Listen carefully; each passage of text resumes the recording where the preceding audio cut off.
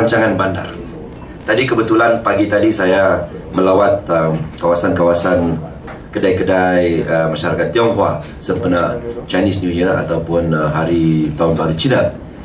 Dan saya bersama-sama dengan 3 lagi wakil rakyat kita, Adun, Datuk Musbah, Datuk Jablin dan juga YB Herbert. Dan dalam berjalan begitu, minum selepas itu, ini pun saya sudah fikir lama, kita dapati Kota Belud ini tidak mempunyai blueprint pembangunan, perancangan bandar ataupun perancangan pembangunan jangka pendek dan jangka panjang. Dan ini menyukarkan kami, kerana dari segi zoning, dari segi apa keperluan, apa masalah, kita tidak dapat membuat perancangan yang tepat, yang cepat dan yang betul, meminjam moto PDRM lah. Ini kekangan pertama yang saya dapat. Itu sebabnya kalau saya lobby untuk sekolah matrikulasi dibuat di Kota Belud, kita mempunyai masalah untuk mencari tapak, memakan masa yang cukup panjang. Sedangkan sekolah matrikulasi ini harganya 400 juta ringgit. Dan saya telah berbincang, sebenarnya untuk pengetahuan lah cerita matrikulasi ini. Apabila kita kalah di negeri-negeri, beberapa negeri di Semenanjung, dan Sabah pada waktu itu mempunyai kekuatan politik yang cukup kuat, saya cakap dengan Datuk Isham. Saya bilang, inilah masanya Datuk Seri tunjuk kepada rakyat Sabah bahawa Datuk Seri prihatin.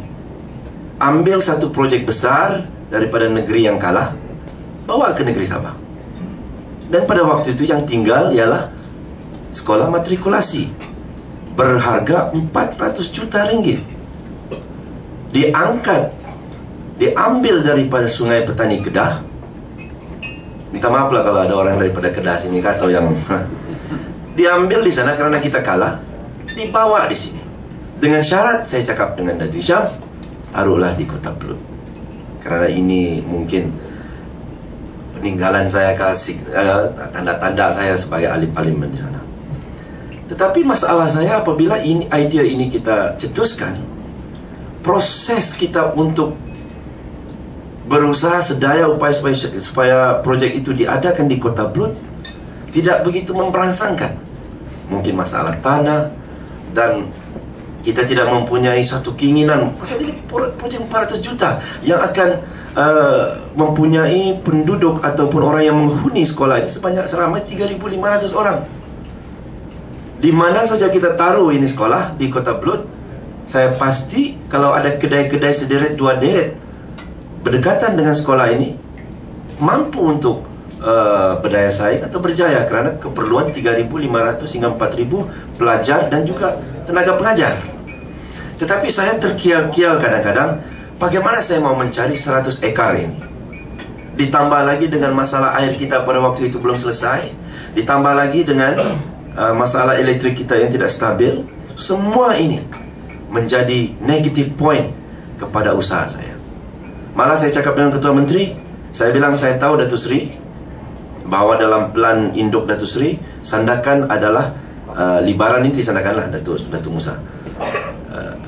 Sandakan adalah merupakan hub pendidikan.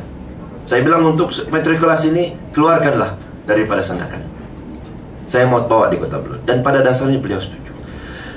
Jadi saya masih lagi harapan ada, tetapi saya minta kepada jabatan-jabatan yang berkenaan bantu saya.